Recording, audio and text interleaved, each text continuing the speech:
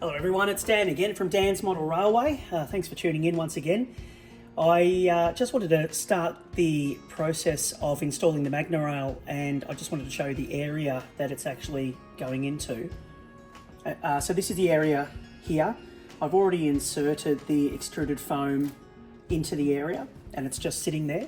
So what I'll do now is I'll go ahead and just get rid of all this foam and bits and bobs and get this piece out, and we can start mapping out what we're going to do with this Magnorail.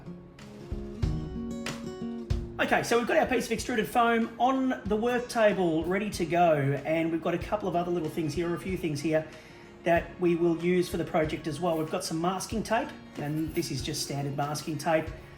We've got a screwdriver set with flathead and Phillips head in it, but what I'm going to need for this project mostly is the Phillips head screwdriver, and possibly this one here, I think, and a permanent marker as well, so that we can mark out the actual track. I also have close by a Stanley knife, and I also have some scissors. I don't want to cut straight on the table, so I've got just a little bit of off-cut MDF, 3mm MDF that I've been using just as a cutting board. So we're going to see what we can come up with here, put this Magnorail in place as to the way that I would like it to be, and it might require some playing around with it and things like that, which is what this process is also for. My plan is to router the channels out to fit flushly the Magnorail into the extruded foam. But for the moment, what I want to do so that I can mark out the track effectively is I want to try and screw the channels down just on top of the extruded foam.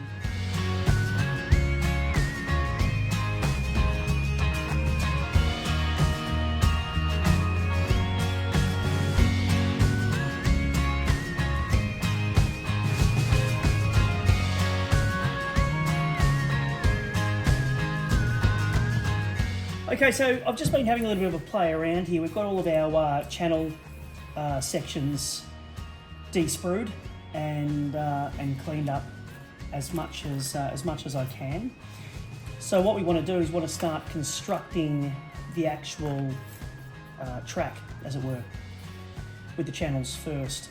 What I've done today is I've actually de-sprued all of the chain sections for the actual chain of the mechanism, and I've cut back, I've cleaned them all up, any sprues that were messy and all that sort of thing, so sprue cut-offs and things like that. So that's all ready to go, but what I want to do now is I want to put this into the configuration that I want it in. Now, when you look down here, there's a couple of different things that you can do. You actually don't have to use these return loops that come with the kit. They're optional, depending on what you want to do. Now, I didn't use them on my last layout, but this time round, the setup that I'm doing is requiring these return loops, and I quite like them because they're very smooth. So I'm going to follow those instructions to make a return loop section. Before I do that, I just wanted to show you how to link these sections. Now, it's actually fairly easy. When you're first getting used to it, it actually seems really hard, but you've got these two hooks on either end of every bit of channel, okay? They're sort of shaped like a toucan's beak almost. Now, what you do is you get the two pieces, tilt just slightly like that. They can be flattened now. You see how they're flat like that? And then what you do, I'm going to turn it over here. Then what you do is, with a little bit of pushing and coercing, click. You click him in like that. Once that's clicked in, that will not move. It will not come out accidentally or anything like that. You physically have to remove and unhook those hooks. It's very, very well engineered, very, very strong. That's how you do it. So basically you're doing that with every part of the Magnorail channel, including at the end of the return loops. So I'm going to get stuck into planning out, mapping out this channel.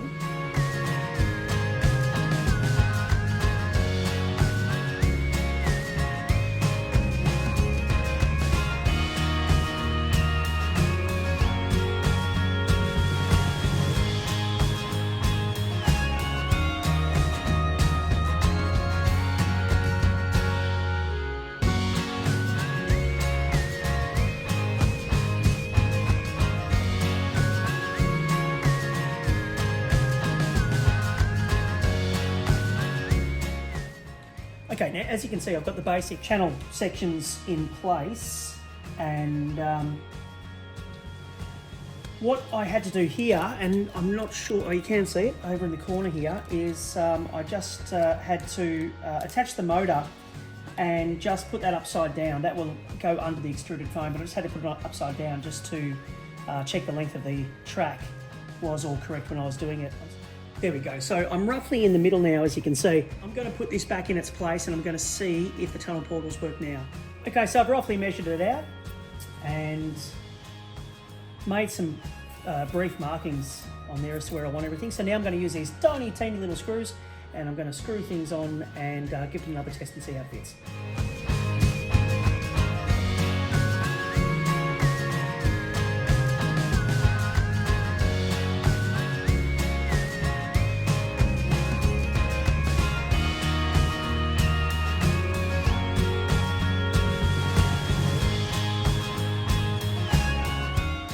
Okay, so as you can see, I've just roughly sort of screwed the track down. Yeah, that's the basic sort of setup there. So I'm going to mark that out, and the next video I'll do will be me routering out the channel for the channel. Thank you very much, guys, for watching.